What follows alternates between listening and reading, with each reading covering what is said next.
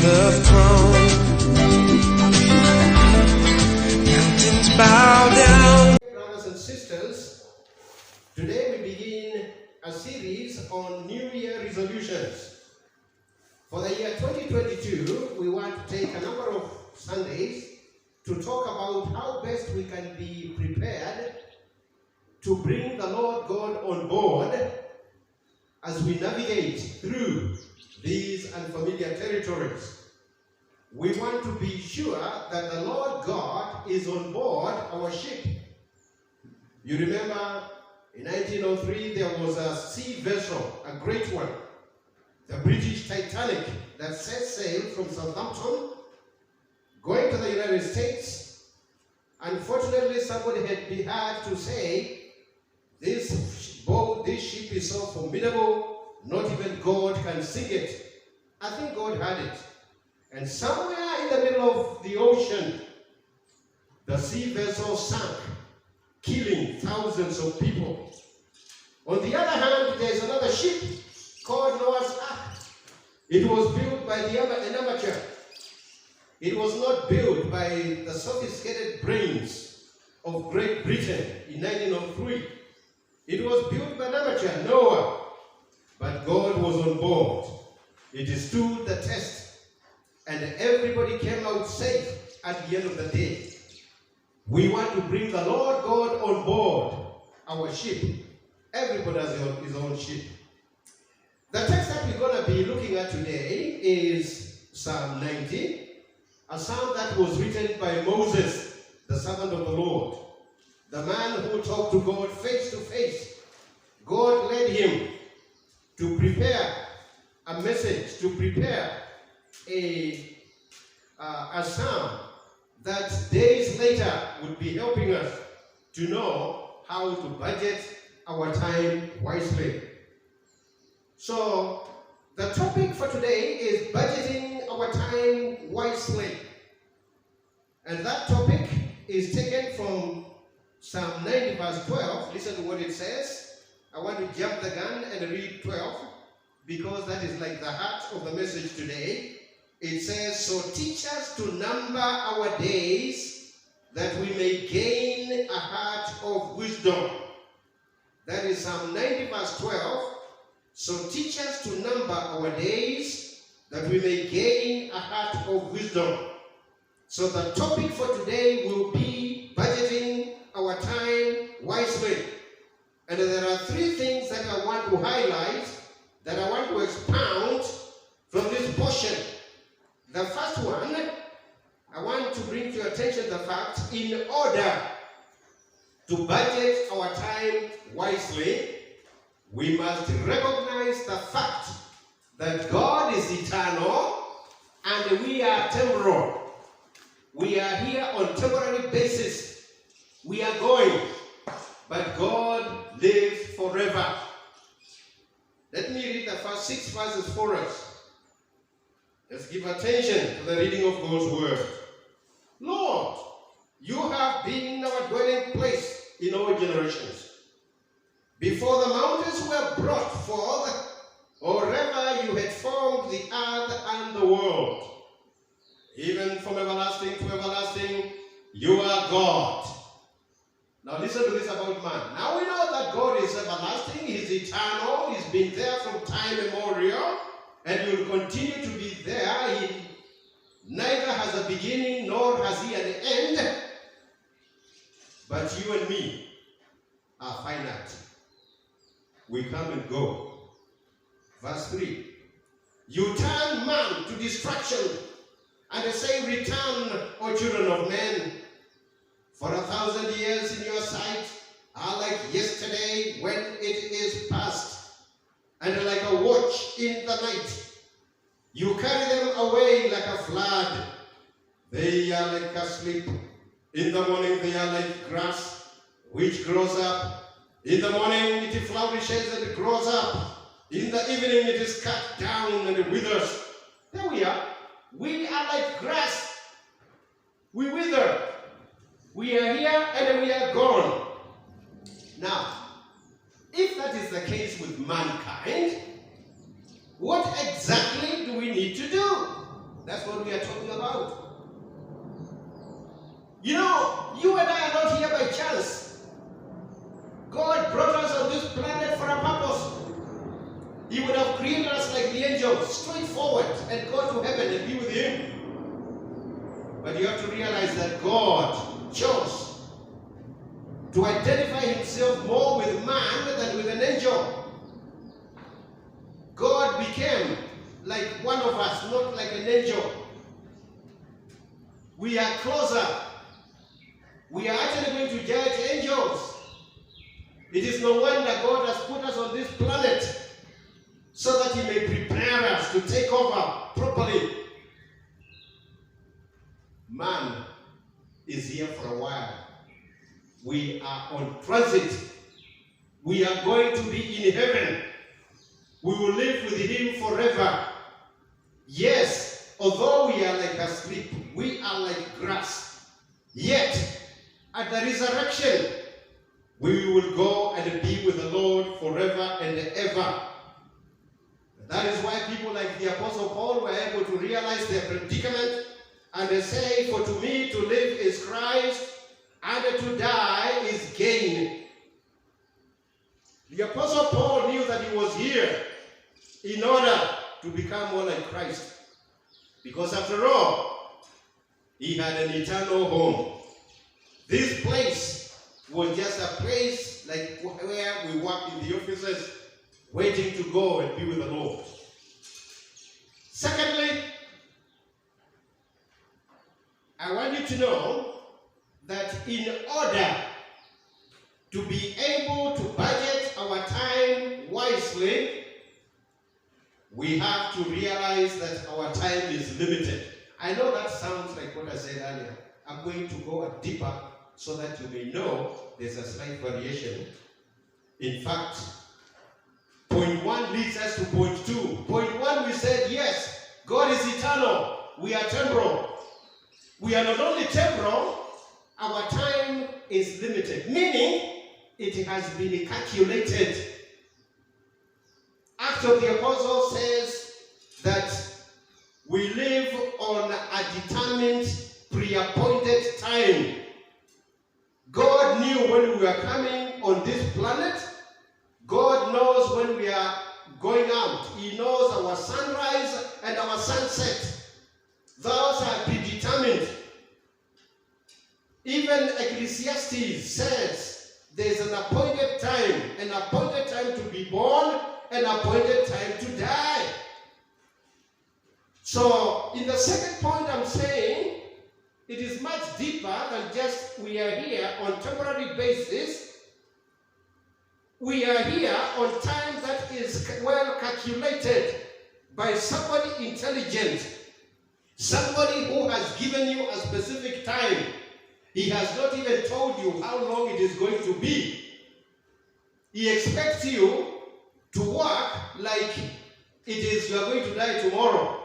And he will not tell you, you might be here for 20 years, 30 years, 40 years, 70, even 100. He won't tell you. So in the second point I'm saying, in order for you to be able to budget your time wisely, you have to come to the realization that first of all, it is not only temporary, it is not only short, but that short time is actually calculated, and there is somebody who wants to be a mentor. You know what a mentor is? In university colleges, when you are writing a dissertation, a thesis, you are appointed somebody who has been there before. Somebody who knows what you're going to be writing about. And he guides you. When you satisfy that mentor, then you are allowed to graduate. If you don't satisfy that mentor, it is no use to go to the committee. Because the mentor would say, I'm not satisfied. And they listen to him. Point. God is your mentor for your life. If he is not satisfied with the limited time that you have been given, you're wasting your time, brother, sister. So you are not only temporary here, you have somebody to be your mentor Somebody will show you how to calculate that time. Let me tell you what I think our problem is more often than not. We are not sure. We are not confident that God is with us. And that is where we do our own projects. If we knew for sure that God is interested in our affairs, we would involve Him in each and every single activity. So that when you finally die, whether you've been there for long or short, you can be sure that your program is acceptable. You can be sure you will score and hear, well done, good and faithful servant. Let me read this portion and I'll amplify a little bit more.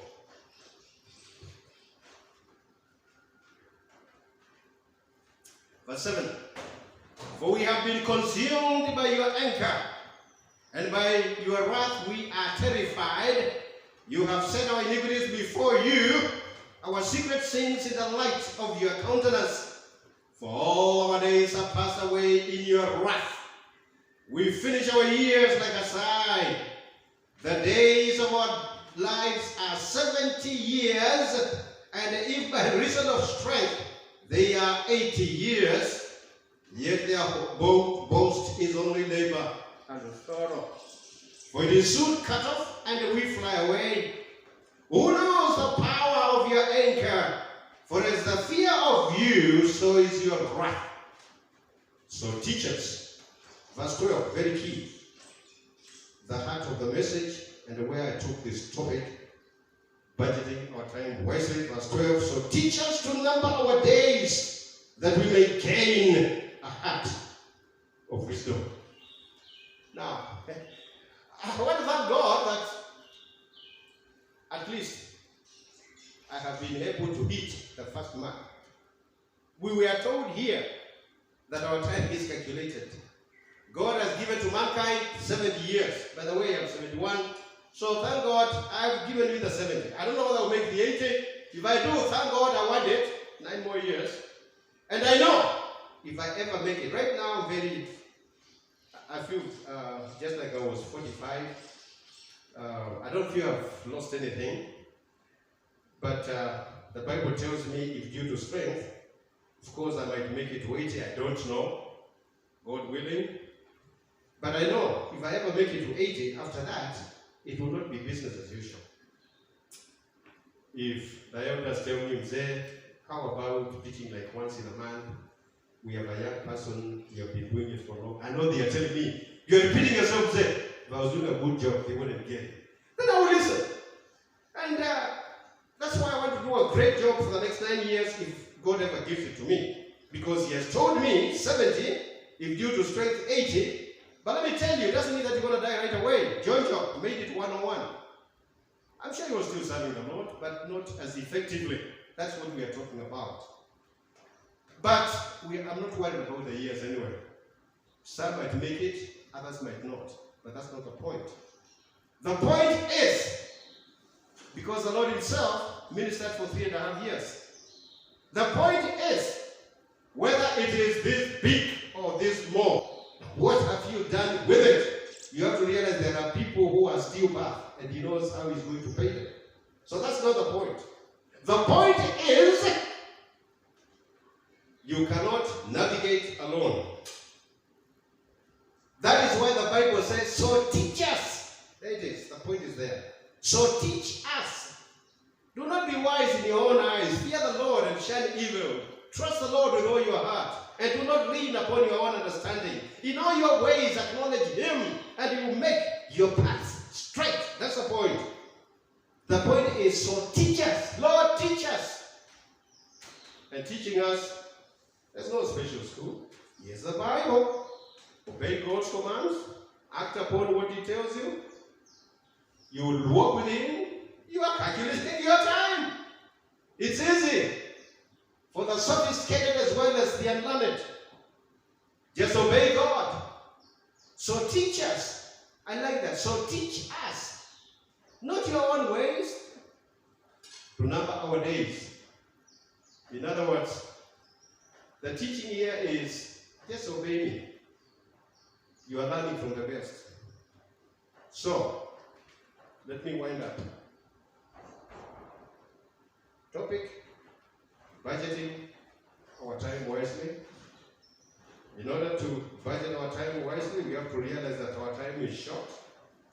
Number two, it is not only short, but God wants to come on board to walk with you. You are not here by chance. To help you do it as your mentor. Consult with him daily. Finally,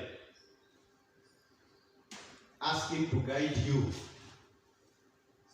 Ask him to guide you through prayer. Listen to 13 through 17. Return, O Lord, how long? And have compassion on your servants. O satisfy early with your mercy, that we may rejoice and be glad all our days. Make us glad to the days in which you have afflicted us, and the years in which we have seen evil. Let your work appear to your servants, and to your glory to their children. Now listen to verse 17. And let the beauty of the Lord our God be upon us. Listen to this now. And establish the work of our hands for us. Did you hear that? Establish the work of our hands for us. In other words, come and look over my shoulder. See what I'm doing. Tell me to stop it or to continue.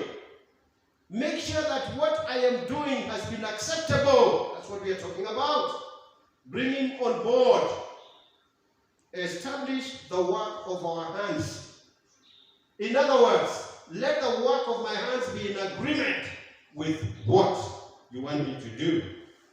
Yes, establish the work of our hands.